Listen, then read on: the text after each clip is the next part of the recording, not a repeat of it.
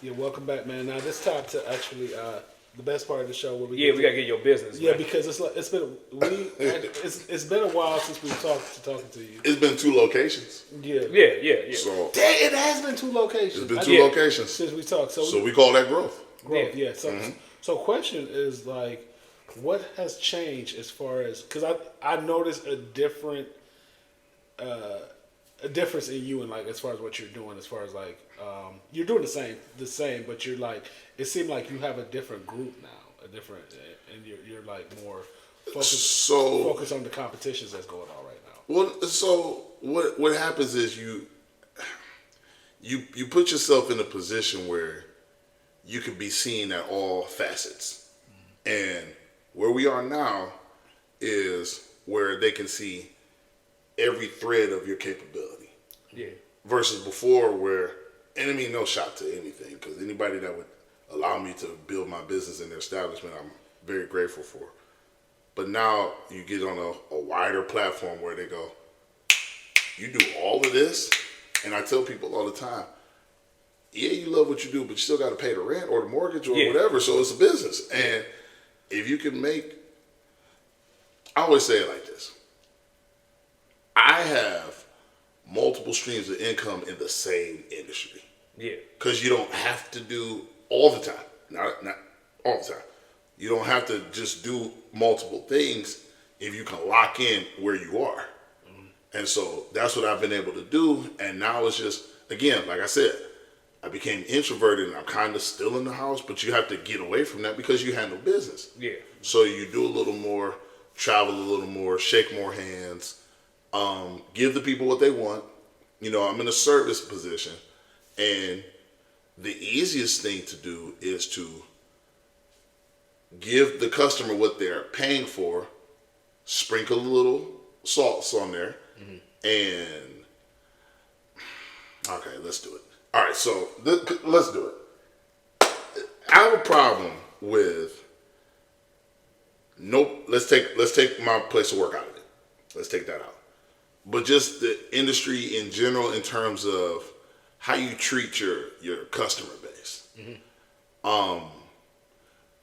Personal trainers have, I can't call it a cliche and I can't call it a stereotype because you see that it comes from somewhere.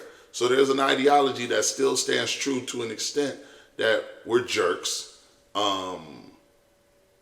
conceited, things like that. Now, I've always said, if this person, if I'm able to go on a trip, go on a vacation, go live my life, live my dreams, start the extra businesses, that's all thanks to them. Because I'm self-employed, 100%. Yeah. So it's like these people provide that for me in exchange for a tangible service because you can't hold it. But then it helps them in turn. So now we create relationships that last anywhere from 10 to 20 years. I got people that have been with me since 2013, 2015, you know, just right there. Yeah. And so they always, now we have to be honest, let's bring it back. I hear what's said about me all the time. But if you say it right here, then why would I address it? Because you didn't say it to me. Right. So, yeah, we're being honest. So I hear what's said, and I tell people, you don't have to bring that to me because if they don't tell me, then it's hearsay. You could have made that up. Right. Yeah. But I do hear it. Not because I'm special, but you know, you said it, so I heard it. Yeah. And I always say this. The word on me a lot of times is my clients don't speak to anybody. Yeah, because they come to the gym to work out. See, everybody doesn't take the social aspect of it. Some people just, I'm getting in, I'm getting out. And then they go, Ron standoffish. No, Ron didn't come here to talk to you. She paid for the hour. Why wouldn't I talk to her? I'll talk to you whenever. And I don't argue that point. And so when you get that, and then you get people that say, you know, well, he does this. I say, well, let's put it to you like this. There's certain things I don't do that I see other people do. I don't sit down when, it's not a shot. I'm laughing because I don't sit down when I train. Oh, you taking shots? Not at all. I'm just telling you what I don't do. eat full course meals. I don't talk to my colleagues because I could talk to them later. I don't just show up late. Everybody runs late sometime. I'm gonna tell you. I don't let them wait for me. You know, I'm not inebriated, incoherent, anything like that. And I'm also not gonna put you down. You can celebrate a victory. You can tell a person good job. And when they say, "Oh, well, you know, you tripping," I pose a question to you guys because you guys are men. E. No. It's just you. No, you're the customer. Yes, you're the customer. Yes, sir. You at the barbershop. Yeah. Barber cutting your hair. Right. Line of my beard. Okay. So, no, but you get a razor cut, right? Yeah. You get a razor shave? Well, I normally do it myself. But I can't. Yeah, I don't trust myself. Yeah, okay. but let's just you go. you get the left side of your beard done. Yeah. Barber stop, walk over to the mirror and just start doing his own. What do you say? Like, dude, I gotta go. No, but because you came and you paid for this. Yeah. So why would you do that when you came for yours? Yeah. So when people say to me or ask me something, I said, "Hey man, if you got this girl coming at 9, why are you working out while she's working out?" And you get offended by that, don't ask me questions. But you're offering a service. So if you're offering a service and then taking care of yours at the same time, however you try to justify, you're selfish. And that's just, and that's not my opinion at this point. It's wrong to ask somebody for money to provide them something half-heartedly and to just go do your own thing on someone else's time. Because yes, entrepreneur, I work for myself. No, you work for the customer. Get over yourself. We work for the customer because if we don't have it, we don't get paid. And we're back in corporate or we're doing something. So we just got to get back in corporate.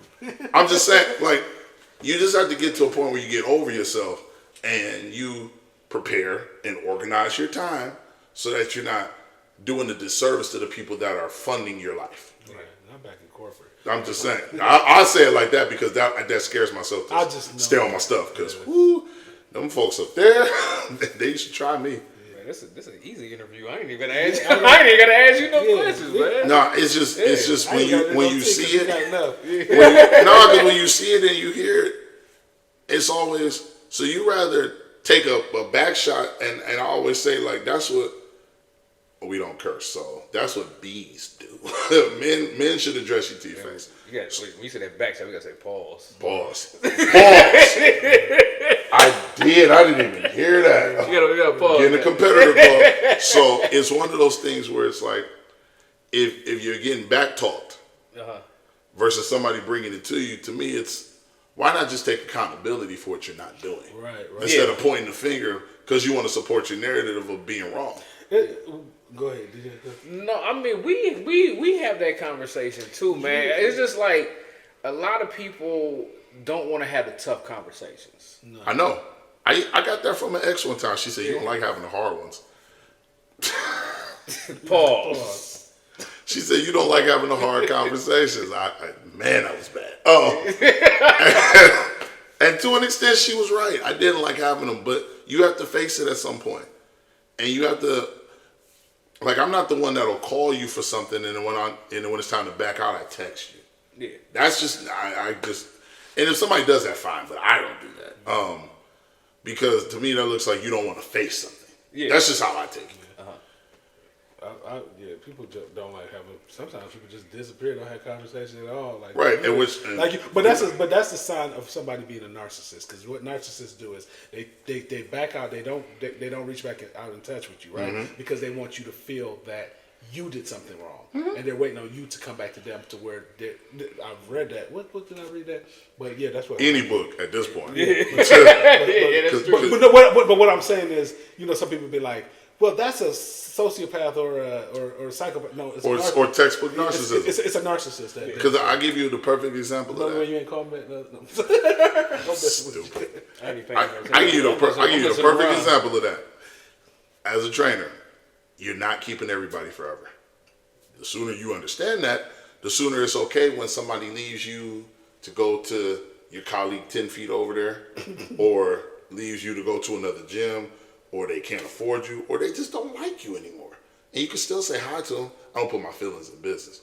But what's always funny is when they leave upset, and then not somebody. It's always social media. Social media is gonna ruin y'all, but it's always social media that they'll never post their trainer. Their workout is a secret. This is my personal journey, so you can tell I'm talking about a woman.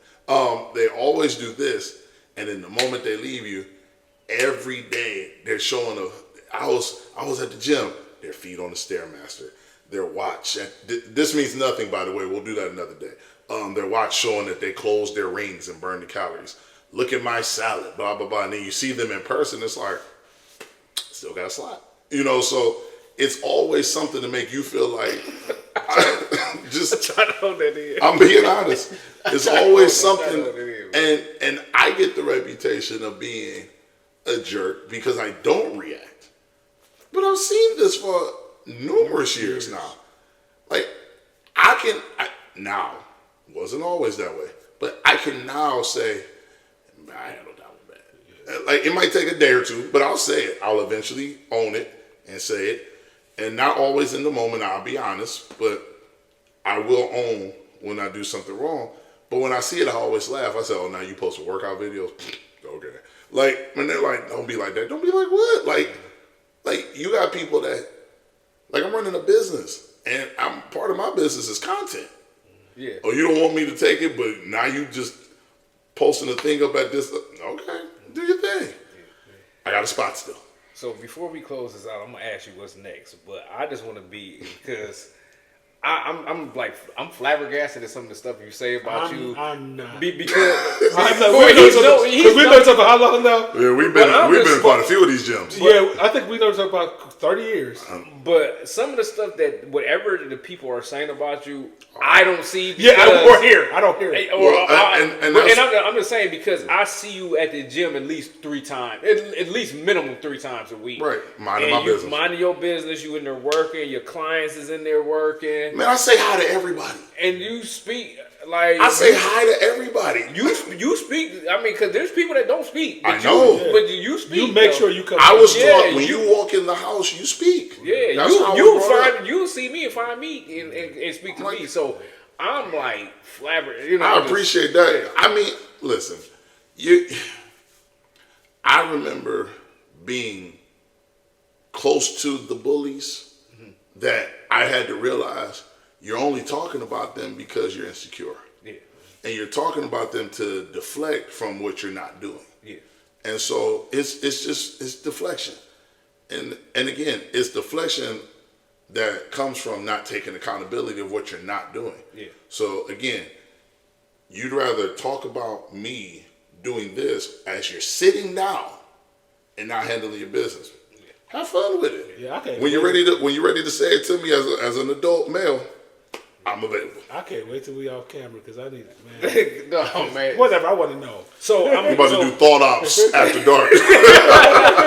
So I mean, I'm not gonna lie. So before I ask you what's next, I do see, like, I see your content. I see your clients, and I always and Terrence will always tell you, I'll be like, man, Ron be getting people together. Yeah. Like, I mean, so whatever formula he be jacking you. So.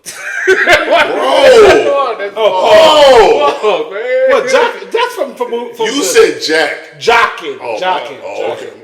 No, yeah, I said he be jocking you. No, see, you get jocking from that. That's from the you old. Sound like a hater. People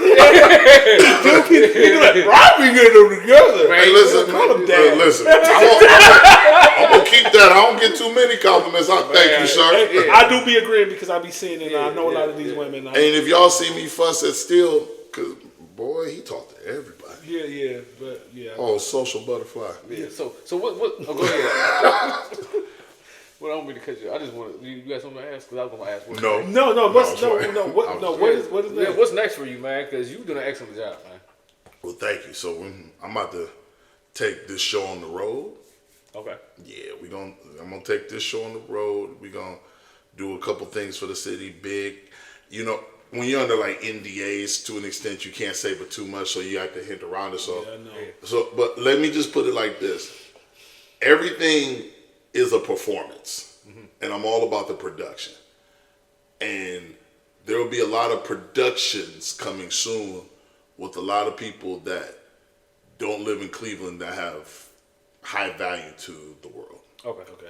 Hey, I was trying to word that right. So, if you need somebody to podcast, you can always hit up Thought Ops. We're always willing to. Because y'all my folks. Yeah, we appreciate. Because if I didn't care, I wouldn't get on you about talking a lot. But you know, I treat you like that other guy. You know me. I playing. I always get it back together. No, you get it back. I just be like this. I'm like, hey. Yeah. Like Will, I was like, how many people when he was here last week, and I saw him on Monday. I said, "Did you get on Steel about doing this session?" He like, "Yeah, man, I had to." Like, we just mess with you because I'm like, because everybody likes you. Yeah. So I'm like, they're gonna talk back to you. Right. Nobody runs from the conversation. Right. It's not like that one guy. Who's the one guy? I'm not gonna do that. Yeah. We ain't said nobody's name. We're not starting out. Okay. But man, they see him coming, they be like, We'll talk about it on camera, man. Yeah, we can't do that. But not on camera. You said on camera. But I laugh every time. I'm like, wow, he's a nice dude. But I'm not a woman, so I don't get that same conversation. All right. Well, we gonna come back. Peace.